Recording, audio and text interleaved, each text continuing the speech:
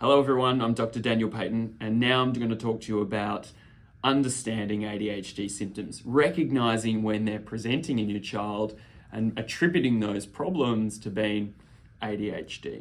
Okay, so first of all, let's talk about some common symptoms or signs that you might notice in your child if they have ADHD. And again, they're related to two key areas: inattention, difficulty with concentration, planning, organization, distractibility, and hyperactivity or impulse control, fidgeting, always on the go, difficulty waiting their turn, acting before thinking, that sort of thing.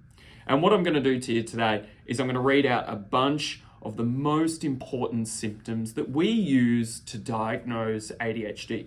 And these symptoms are based off the Vanderbilt questionnaire, which is a standardized questionnaire for ADHD that you can download off the internet.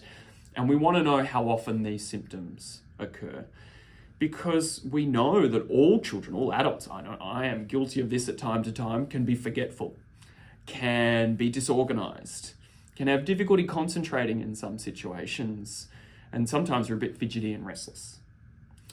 The difference between those with ADHD and the normal range of behavior that doesn't represent a disorder is that children with ADHD, it occurs more often. And it is persistent over time. So it's going for longer than 6 months. There's not a better explanation of it from some other difficulty. And most importantly, it's causing them a significant problem in a couple of areas of their life. Whether that's academics, whether that's at home, whether that's socially, who knows, different kids have different strengths and weaknesses in different environments.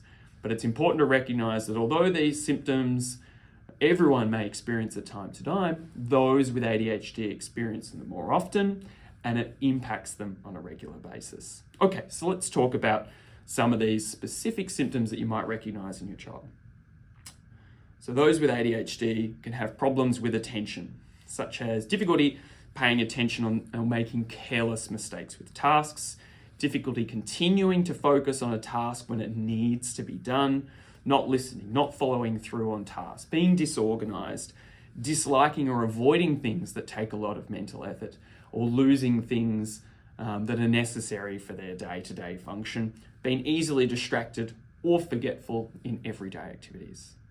And then there's the other side of ADHD, which is hyperactivity, and that might show itself by children being fidgeting, by leaving their seat when they're expected to be seated. I know that's at the dinner table. You might notice that an older child with ADHD is constantly up and down, off their seat, going to run. And then a younger child who doesn't have ADHD just seems to sit there for the whole time that they're having dinner. Running about or climbing when they're expected to be seated. See that a lot in the clinic room, up onto the consult bed, off the consult bed, onto this and moving around. Always on the go, talking too much, blurting out answers before the questions have been completed, or difficulty waiting their turn, or interrupting or intruding on others.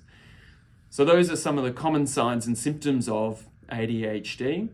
And again, these are symptoms that everyone might experience at time to time, but those with ADHD experience them more often, and it causes them a significant impact, and it's been continuous over a period of 6 months or more.